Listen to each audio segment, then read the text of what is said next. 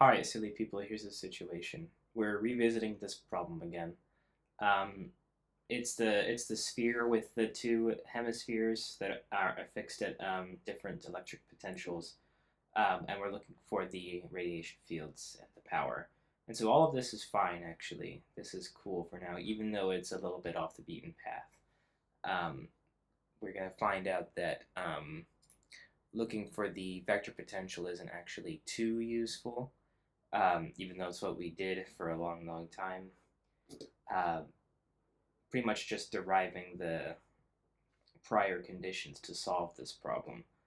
What's really important, though, is finding the dipole moment, which is also something that we did, and it's where I'm going to cut off my old solution for this problem and start, um, recalibrating it.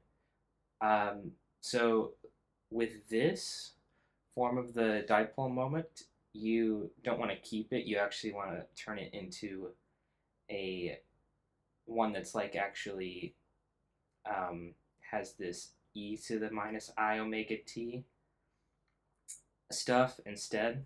And you want to transfer from rectangular coordinates to um, your spherical coordinates. So that's going to be cosine theta r hat plus sine theta theta hat. And then this will more accurately represent your um, radiating field at this in this multifold expansion. Um, you can go ahead and finish calculating what A is if you want to solve the problem in this way, which will be minus mu naught e to the I k r over 4 pi r I omega times your dipole moment, and you can write all that out. You can say it's minus mu naught e to the I k r e to the minus I omega t I omega 6 pi a squared epsilon naught v over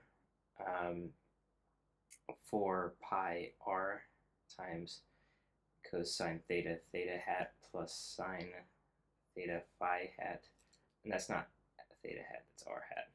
Oops. Okay.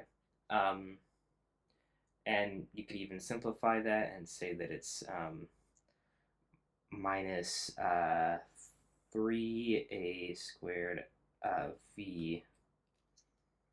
And then you have e to the minus I, you have omega t minus kr in here.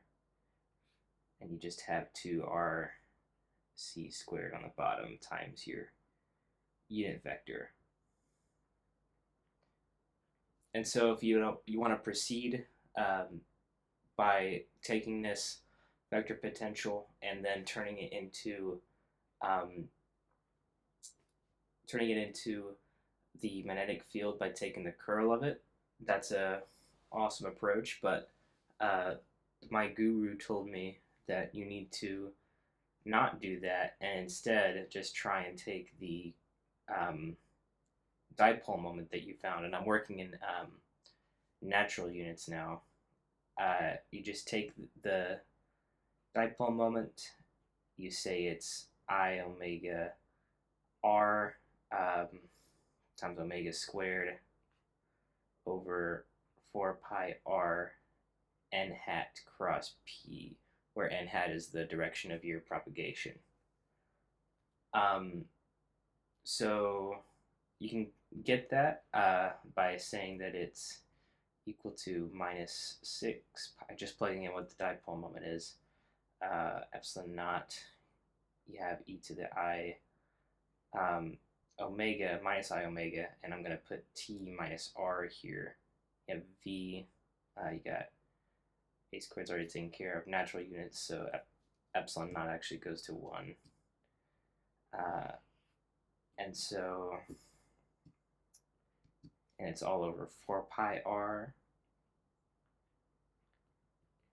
And then the n hat cross p, I just did it by setting up a determinant, which is going to look like 1, 0, 0, cosine theta, sine theta, 0.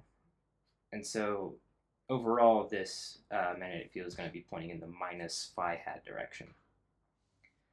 So we have minus 6 pi, actually reducing, minus 3a squared e to the minus I omega t minus r v over r sine theta phi hat.